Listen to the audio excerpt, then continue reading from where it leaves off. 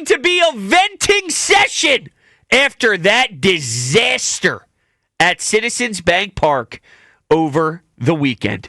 215-592-9494. That's the phone number to get out your frustration, because I know it's boiling, and you have every right to feel the misery and the pain that you feel, because this baseball team let us down against Milwaukee.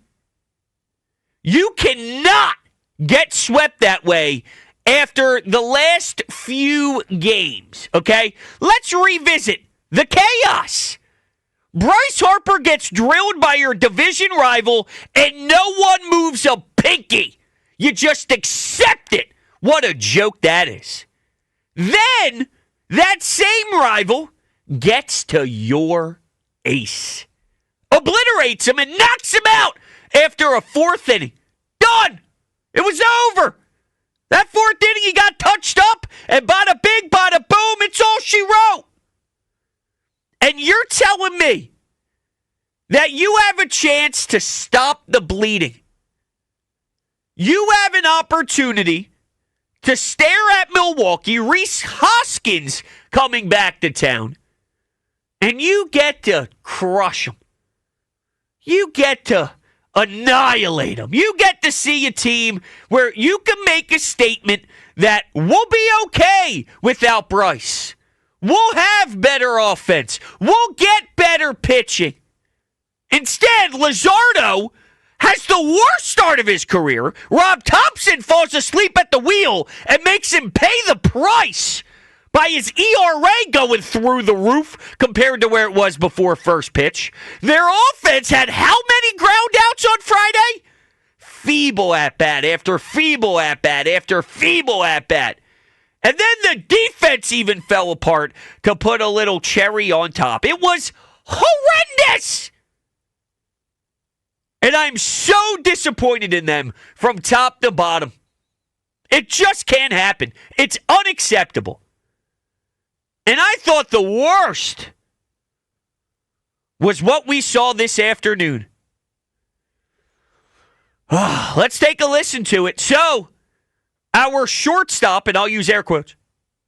Our shortstop, I'm using air quotes, screwed it up for us big time. This is how it sounded with Scott Fransky on the call. The pitch. Swinging a ground ball to short. And Turner booted it. Oh. And the game's tied. What a shame. Right at Trey Turner, and he commits his 5th error of the year. And this game starts over 2-2 here in the 7th. His 5th? Should be his 15th if Major League Baseball actually knew how to score a game. I mean, unbelievable. I need Trey without Bryce. I do. $300 million man. He has to step up and help carry this team and give life to this group. It can't be all about number 3. Look, I can live in a world where right now I'm not criticizing Kyle.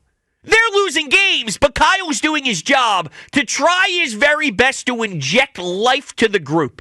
And it takes a lot to win games, so you can't put it on one guy's shoulders. I need to be saying that about Trey. Instead, I'm pissed because that's a routine ground ball, and the ball's on some of you that are actually giving him a free pass because it was hit hard. Loser attitude. Just loser energy to think that that was a tough one. Let me tell you something for free. You want to win a championship? That play needs to be made blindfolded. 100 out of 100 times if you want to win a World Series. Please. So that happened. Unfortunately, so did Weston Wilson, showing off his, I don't know, his dance moves. He's spinning around out there. Took the scenic route. Say that again? Took the scenic route.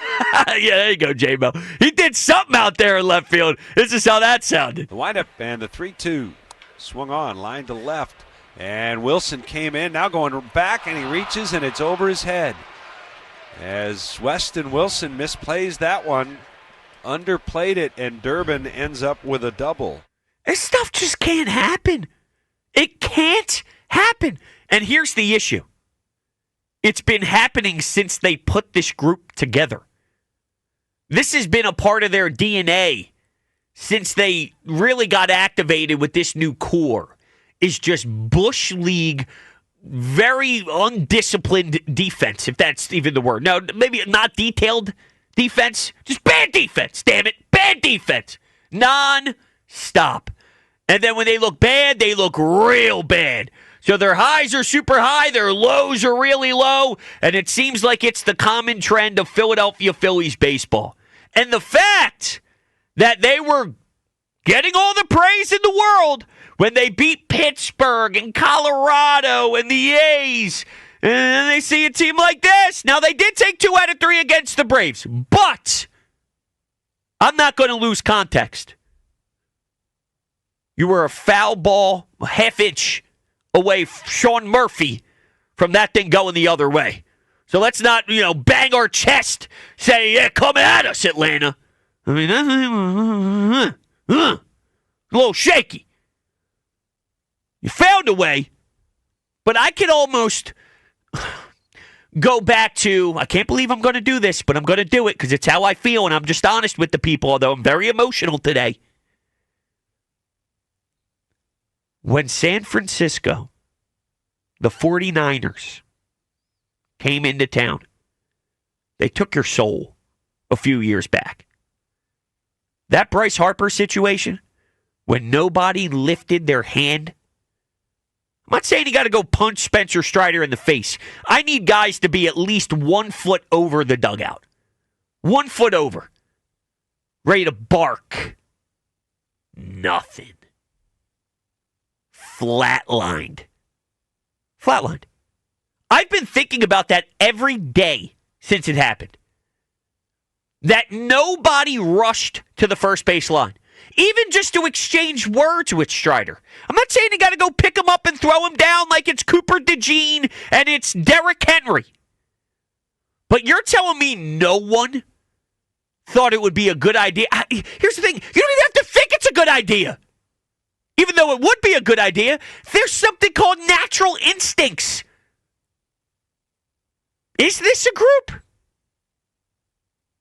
Is this a group that's real with connection? Because Nick Sirianni stresses that 24/7. That there's something about togetherness, love. You do it for the person next to you. That bond that they build is why they're excellent together on the field. Well, the complete opposite happened with this baseball team a couple days ago. And since that moment, Luzardo got shelled. Wheeler got beat up. This offense makes me want to throw up. Let's vent together. 215-592-9494. That's the phone number as we get ready to go to the phones. You can also tell me that I'm overreacting. And I am very, very upset right now. The game just happened a few hours ago. So I know I'm hot. But I can't accept that garbage. I can't accept it. If you're supposed to be a championship caliber team, you don't lose 17-1. Now, I know it was 17-7, but just like the Super Bowl, I don't give them credit for the ninth. Weston Wilson's out there getting 8 inches. Weston Wilson pitch, by the way, and I just said that so nonchalantly. Again, I want to throw up. But Weston Wilson's getting 8 inches off the plate for strike calls. Yet when Milwaukee has their guy into the ninth inning, half an inch off the plate, and they're playing Mr. Hardball behind the dish. All right, so a couple guys scored useless runs when the game was over.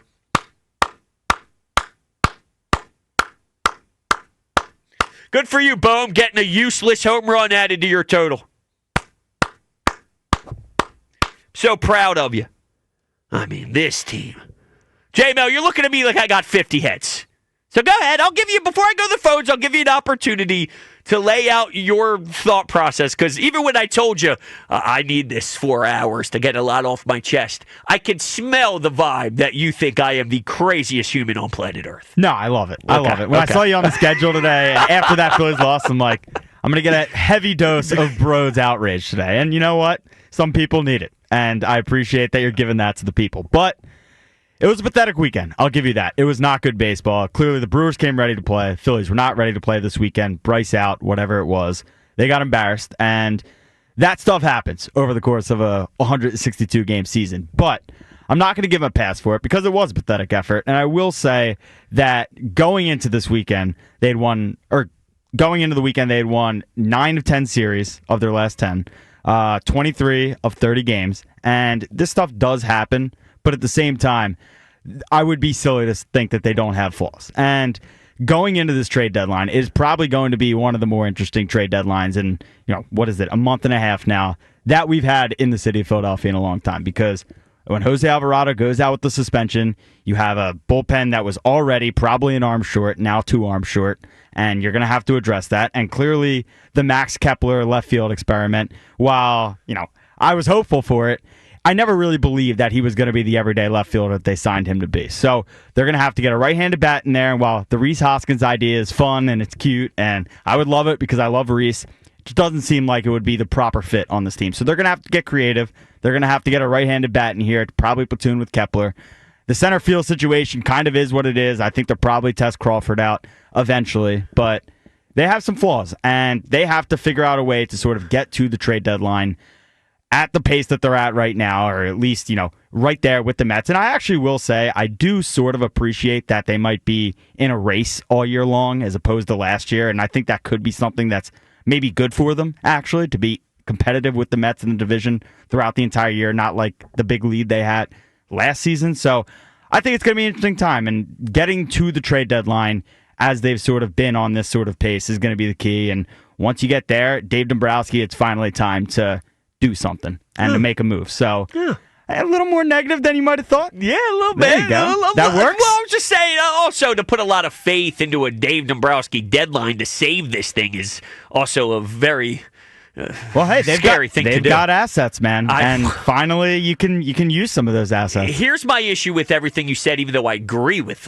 almost everything you said about where they stand. That's a lot.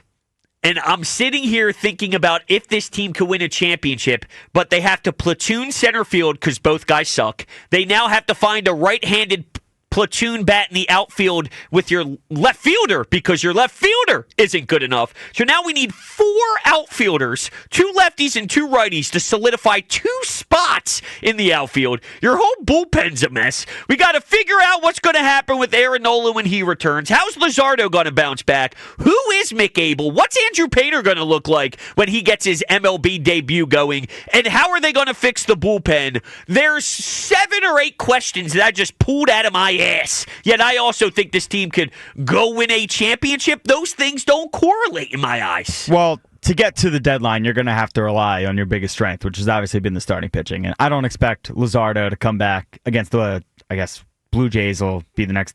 I guess we'll start against the Blue Jays this week. And, give up 12 earned runs. I think that he's probably itching to get back out there today if he could. So I think that it's ultimately going to be something where the starting pitching has to get them to the deadline because that is the strength of your team, and that's been what's sort of gotten you here and has put you at the top of the NL East for most of the season so far. So as long as the starting pitching is sort of carry them up until the deadline, until reinforcements come both in the bullpen and potentially in the lineup, I think you have to sort of live with that for now. And once July passes and we're in August, we can sort of reevaluate this whole thing and say, look, this is either a championship team or they're not, and sort of let the chips fall where they may in October. All right. Well, we're going to get to the phones here, 215-592-9494. I just have so much to chew on from what you just laid out because here's my next fear, and then I promise, right to you.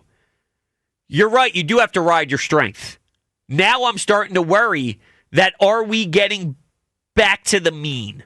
The beginning of the year, they were lights out. And I do think their staff is seriously legit and at the top of the league. But hitters also get into a rhythm a little bit as you enter June. They're not in March, April mode anymore. And maybe you're not going to get a Cy Young Luzardo. Maybe this start kind of breaks him a bit to the point where he's still good, but maybe he's a 3.70 guy instead of a sub-3 guy, which is what Aaron Nola has been. And for you, I'll say Aaron Nola stinks. So he may give you Aaron Nola ERA 3.70, 3.60, 350. It's terrible when Aaron Nola does that. So how would it be if Luzardo does that moving forward? I'm just wondering, as much as we rely on starting pitching, as you bleed into the later months, well, you're not as fresh. Hitters are timing you up differently because the hitters are at a different stage of the season. Can you rely on them as much as we did in the first 2 months? That is a thought of mine. To the phones we go. Let's go to Bernadette in Maple Shade to kick things off. What's happening, Bernadette? Brodes, I'm telling you, I am getting tired of these nimnuts. There you go. That's a good word to describe it. I'm with you. I mean, listen, Trey Turner gets paid $300 million and he can't field a ground ball to save his life. What's he getting paid that much money for?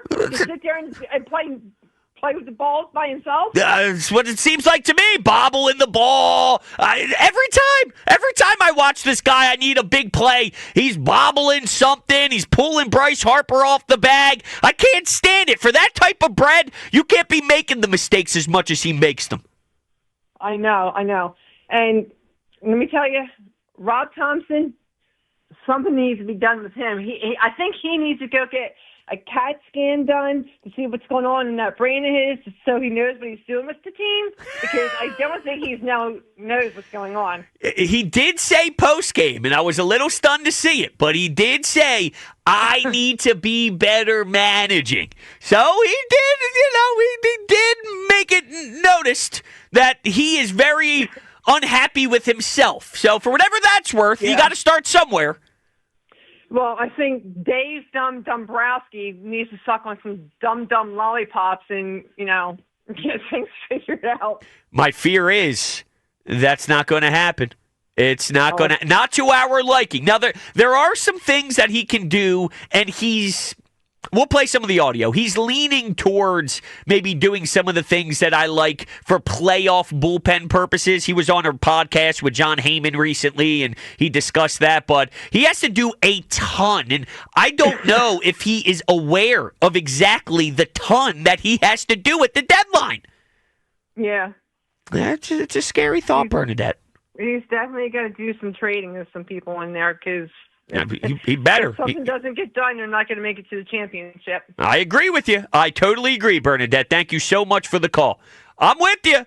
There needs to be some serious major stuff going on. And I don't think this is an overreaction to just one series, because it's not less about what happened in the series. There's a lot to really embrace from the series itself, but it's really about what's surrounding this series. And it starts with the Bryce getting drilled thing. It's unacceptable how they handle that. And since then, I see a team that lost the spark. And you may think, well, Brodes, it's this simple. The second Bryce Harper returns, you're goaded. When Bryce Harper gets back, what are you worried about? He's not going to be gone forever. And they're projecting it's possible he returns for this Toronto Blue Jays series. Maybe. I hope you're right. I'm praying that you're right. But there just seems to be something off about this group. They may win these regular season games and put some stretches together, and I see it, and hell, I buy into it. I said that Oakland A's series, there was something that moved the needle for me in that series, because if you remember, that Saturday night game went into 2 a.m., Mason Miller's getting rocked by Max Kepler in the 9th inning, Brandon Marsh has an epic throw from center field to gun someone out at home, so there were these little things that I loved, and I said, whoa, that's a team that's finding ways to win in special ways. So I acknowledge that as a needle-moving series for me. Well, unfortunately, this was also a needle-moving series. It moved the needle back the other way. This series end, it's hard to have a series that you won move the needle in the negative way for me. And that's what happened in the Atlanta series based off of no one moving an inch when Bryce went down in that much discomfort. I got to imagine Bryce is pissed off with the lack of urgency from his teammates. Nobody can be thrilled like that. You'd think Sidney Crosby would be pumped up if he gets rocked from behind and everybody skates away? You'd think that, the best players, if Tyrese Halliburton in the Eastern Conference Finals, someone takes a cheap shot, and then the whole bench just goes to Carl and just goes back to the coach on the sideline to sit down for the next play? Or are they going to get in the face of someone who did it? It's just what you do. Instincts-wise. You don't even have to think. It takes zero thinking. You just do it. Your body takes over. Nothing. That's embarrassing. Let's go to Gary. You're on WIP. What's up, Gare? Yeah, we got to do something about Turner. We keep thinking he's going to be able to field somewhat, but he just can't. And you got to have a shortstop. Back in the day, when the Phillies were winning division titles, they had a great shortstop, and they needed him. And this guy just can't field. I don't know what his problem is. We should have moved him to the outfield or something. We have to hide him somewhere because we're stuck with him for a long time. He can hit, but he can't field. He can't field. No, you're right. And I'm actually getting annoyed because I listened to him post-game, and he gives us the standard, I got to make that play. How many times have I heard from Trey Turner since he signed here that I got to make that play when a specific error costed this team a game? I mean, I don't have enough fingers. I mean, I would need 1 billion fingers to count it. Yeah. It's insane. Every single other week, I needed to have that one. I'm sorry, I let my teammates down. I had to have it. Well, get it then. Stop telling me you got to have it. At some point, get it. And he just doesn't. Yeah, I don't know what we're going to do because, we've had such a long contract that we're in trouble. I mean, these contracts are really going to bite us. Well, of course. They're doing it now, but, down the road, it's going to be a disaster. Oh, yeah, no doubt. And Gary, this is what irritates me, and thank you so much. I appreciate your phone call. We got to hide him, he says. And I don't disagree with Gary. Very intelligent view. We do have to hide him. We got to hide our $300 million man defensively.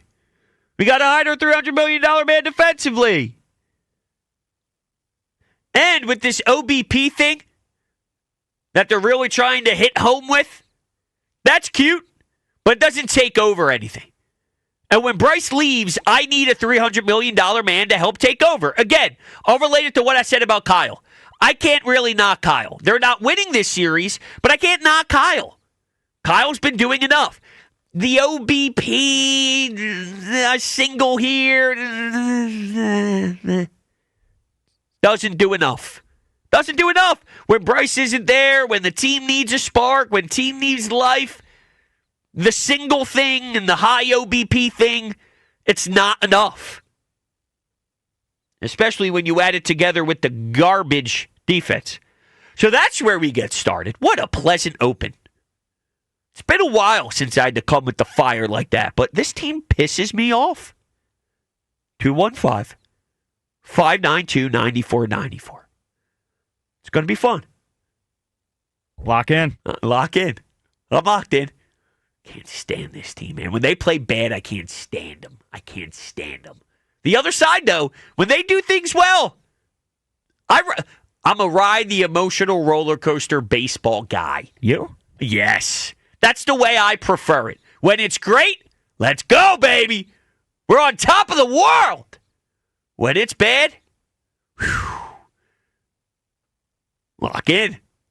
215-592-9494. That's the phone number to hop on board. Coming up next, we will play that Dave Dombrowski audio from the podcast with John Heyman as he talks about what needs to be done with this bullpen. It's Brodes, it's you. It's 94 WIP. It is a venting session. It's pretty self-explanatory. Phillies with a joke of a weekend. They were down 17-1 in the sixth inning. 12-0 through 4. Here's Rob.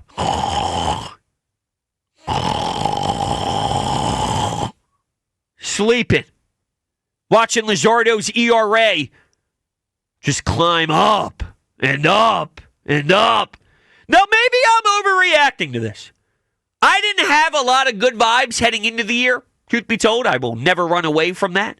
Then they started to win me over a little bit. So the reason I bring that up, though, is I've had bad feelings about this group as a whole as it is. So it's easier for me to fall back into this trap. So maybe I'm just naturally disappointed with this team. So whatever they do that's bad gets magnified and gets really harsh. So if you feel I'm being a little ludicrous, I'm very open to hearing from you. This isn't something I take pride in, okay? This isn't something I'm excited about, feeling this misery and pain. So if someone could sway me the other way, whoo, I'd love it. It's what I'm actually hoping can happen. So I just don't want you to feel it's only for the venting. The platform is here to vent. But maybe you can teach me a thing or two about this team that I don't know about, that I don't see. 215-592-9494. With that, let's listen to some audio. So previously, Bernadette in the previous segment brought up Dave Dombrowski and what he can do at the deadline and some of the moves. Well, he was on John Heyman's pod talking about what can be done. This is what Dave Dombrowski said. The one little question about the team would be the bullpen. Is it possible to get a closer, and is it fair to say that's going to be your need, most likely? Well, I don't know if I'd say closer. I think you have to identify your needs as time goes on, and probably our biggest need is our bullpen. I mean, it has been for us, and you lose Alvarado, so you keep an eye on it. There's different ways to go about it. Internally, we have pitched better. Romano's pitched much better. Kirkering has picked it up. Strom is good. Banks is very solid. And we have, I think, other guys that are solid out there. Ideally, you would have some strength in more late inning type guys that can give you a scoreless inning late. The other thing is, and I don't want to get too carried away at this point, but between our starting pitching right now, we're in a position where, of course, Walker's in there now. At some point, he will move back to the bullpen when Nola's ready. He did pitch great out of the bullpen. His velocity ticked up to 95 with a tremendous splitter. Fields his position, holds runners. You go into the postseason, we have 5 starting pitchers that are big league quality guys now. They're not all going to start, so somebody's going to slide into the bullpen for you. And we also have 2 premium pitchers at AAA by the name of Abel, who already pitched here, and a guy by the name of Andrew Painter that I know you guys are familiar with, that is as good a pitching prospect there is to game of baseball. So how all that fits together for the back end later in the year, we can wait and see. But one thing is that we do have starting pitching depth, so maybe at some point some of that can assist us in our bullpen too. So this may surprise you, but I actually couldn't agree more with that later statement. The latter of that comment. The first portion, give me a moment, I'll get there. But the second, with Abel, with Painter, with the ability to use your strength to help out a weakness, because there's not that many spots to start when the playoffs begin. And knowing that, some of these names are going to have to be in the pen or else you can't utilize them at all. So one of these lefties, whether it's Sanchez and that filthy changeup, which is a deadly pitch, and if you have a deadly pitch, you can be successful in the pen. Whether it's him or Ranger, one of them have to go to the pen with the Alvarado thing. And with Strom being as shaky as he is, you don't have a left-handed guy. One of them have to go to the pen. Painter's going to have to go to the pen. Abel to the pen. There is a way to get 3 or 4 new faces in the pen internally before even looking outside the building. Not many teams have that luxury when you're in such a dysfunctional spot with the holes in your bullpen. You got to utilize that to your advantage, and it seems like Dave Dombrowski is definitely doing that. With that said, it can't be all he does. Maybe it's Chapman. Maybe there's the rumors going around right now swirling about Chapman, and maybe they go get him, and he becomes a left-handed arm that can help with the Alvarado nonsense. Now, remember, this is now like a 38-year-old Chapman, but it's a guy who's done a lot of closing throughout baseball, and if you don't love what Romano is giving you as you bleed into some postseason feel games, then maybe you have the luxury, or you do the whole, it depends on where the pocket of the batting order is that you're facing. If it's lefty heavy, fine Chapman. If it's righty heavy, fine Romano. But I just think this Romano thing is what it's shown us it will be. There's going to be 3 games of holy hell, that was filthy. And then there's going to be 3 games of this guy stinks. I don't know why I would believe anything else other than that until proven otherwise. But here's where I disagree heavily with Dave. And I know I'm somewhat on an island, I think, when it comes to this. I'm just not a Kerkering guy. I'm not. Do I think he stinks? No, I don't think he's on the Carlos Hernandez level. I don't think he's on the Ruiz level, the Joe Ross level. There's a tier of guys that they consistently use. Tanner Banks is even in that group. I think he's a step up from them. But I don't think he's where they want him to be either. Because there's a tier that's significantly higher from where Kerkering is in my eyes, too. And I know people don't want to hear this because if Trey Turner makes the defensive play, then we're not even having this discussion. And if the blue behind the dish was a little bit more intelligent and a little bit more consistent with his strike zone, maybe we're not in this predicament. But sometimes, especially on this team, your defense is going to let you down. There is a way to still get out of the inning. Instead, I'm watching the ball fly to the right field corner into the little pocket there, and where Nick Castellanos has to go grab it. Don't let that happen. Don't let that happen. Shut him down. Get out of it. Have Trey Turner's back. Pitchers are allowed to do that, So I think Kerkering is fine. But I think they're putting way too much stock in Kerkering to be something that he's not yet. Maybe one day he gets there, but I just don't think he's what they think he is. And there was a few games in a row where you saw Kerkering grab the 7th. You saw Strom grab, combined words there. Strom grab the 8th, and then Romano grab the 9th. And it looked clean. But is that winning you a World Series? It doesn't scream World Series to me. Let's go to Kayla in Philly. What's happening, Kayla? Hi. So we've been listening, and we think you're great. We think you're funny. Why, thank you. I just want to say that I disagree about Trey Turner. Okay. So I think he's a good player. I think that he's worth the money that we paid for. I don't think he was the reason that we lost the game. I think it was just the offense that was the reason that we lost the game. And I think he made a mistake. He made multiple mistakes throughout the season, but so has a lot of other players that are really good. So I just wanted to say that I completely disagree.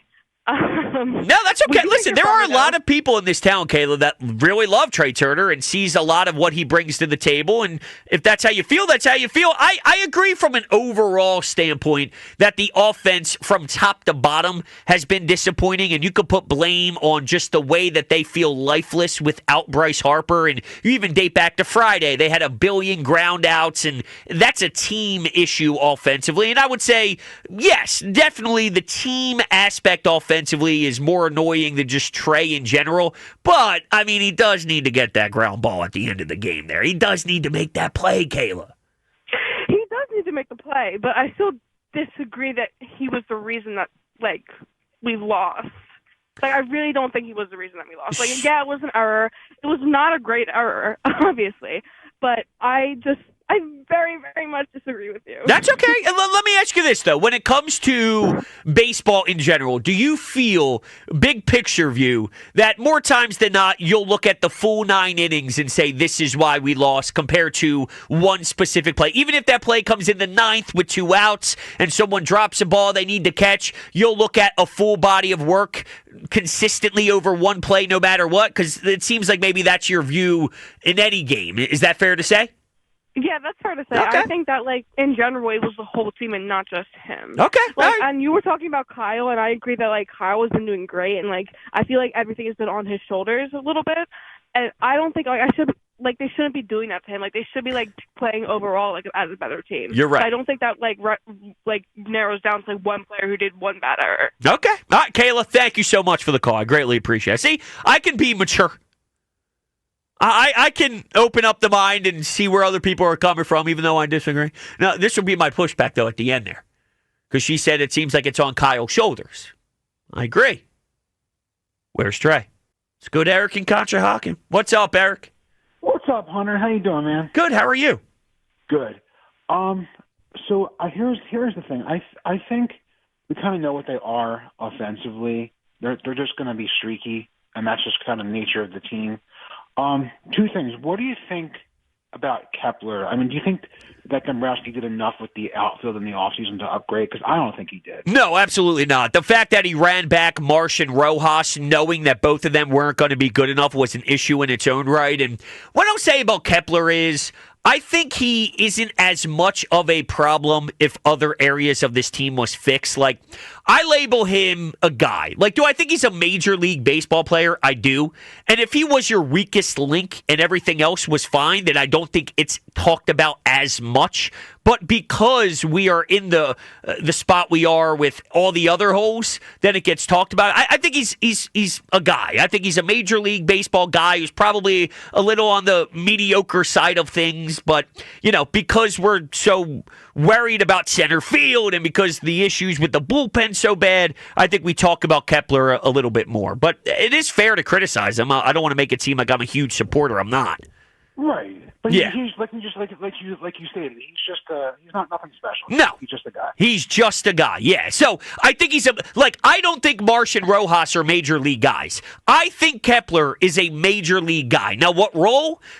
I'm sure on a really good team, him being a fourth outfielder, super nice. Him being like a Sosa of the outfield would be significantly cooler if he played that role. But I do think he fits Major League Baseball, whereas I don't think Marsh and Rojas are major league players. Is that a good way to explain it, maybe? I think Rojas is he gives you a lot defensively, but you're right. He's just so inconsistent offensively, or inconsistent, that's being generous, I guess, right? Yeah, I mean, 6 hits in the month of May is pretty rough. Right. He's not a good offensive player at all at the major league level. So you're right about that. But I think the biggest problem is, like you said, the bullpen. I mean, Tanner Banks stinks. Right? He stinks. Kirkring, I think, is okay, but I don't think listen, if he's in a high leverage spot in the playoffs, I'm super nervous. Yep. I don't trust that at all. Yep. I think Kirkring would be more entertaining for me in a 6th inning than a very hostile 7th inning. Right. Yeah. So who else? Strom was your best guy, but he's not pitched well recently. No. And even when he had a great regular season, Eric, he stunk in the playoffs. So even if he did do well, I was always going to have fear with him, even if they brought back Hoffman, just because when the lights shined bright last season, both of them flopped big time. But they said Hoffman was hurt, right? They did, yep. And there was some off-season stuff where he didn't pass certain teams physical. Yeah. So you're right. Maybe there's a correlation with that. But Strom was terrible. I mean, Strom killed him in those playoff games against the Mets, if you remember. So, I mean, rightly, who do they have in the bullpen that you try? I mean, Romano's been good. He's been a lot better than he was in the beginning, right? But, I mean, who else? Who else do we have? And thanks, Eric. We're coming up against the top of the hour here.